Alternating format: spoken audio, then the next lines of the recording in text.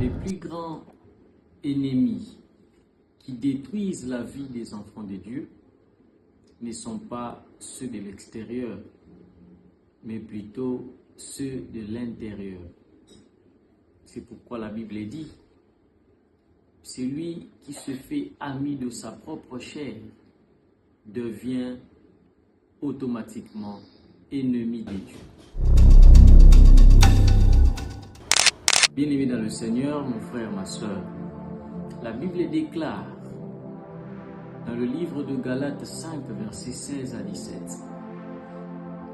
que la chair a des désirs contraires à ceux de l'esprit, et l'esprit en a de contraires à ceux de la chair. Et ces désirs sont diamétralement opposés. Raison pour laquelle un enfant de Dieu ne peut pas satisfaire sa propre chair au détriment de son esprit. Aujourd'hui, la plupart d'enfants de Dieu cherchent les causes de leurs problèmes en dehors de leur propre vie. C'est-à-dire, on cherche les sorciers, on cherche les causes de nos problèmes dans nos familles, dans nos quartiers, dans nos églises, alors que les plus grands problèmes demeurent à l'intérieur de nous-mêmes. Ces mots-là qui sont à l'intérieur de nous, les désirs de la chair qui rongent notre vie, que l'on ne veut pas abandonner, tels sont les plus grands ennemis de l'homme qui détruisent sa propre existence. Job, lorsqu'il fut dans la détresse, il n'a pas cherché les sorciers, il n'a pas accusé Satan, alors que la cause de son problème était les diables, et Job était innocent.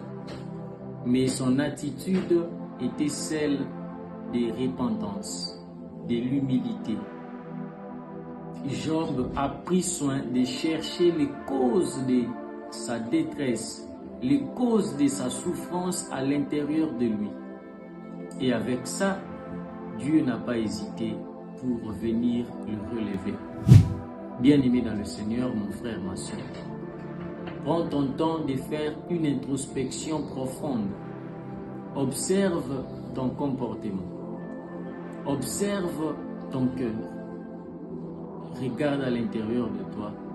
Quels sont ces ennemis qui te détruisent? N'est-ce pas la haine que tu as? N'est-ce pas la jalousie? N'est-ce pas l'impudicité? N'est-ce pas l'idolâtrie? Et ainsi de suite. Nikitissa, réponds-toi, médite, et alors tu seras sauvé. Que le Seigneur Dieu vous bénisse.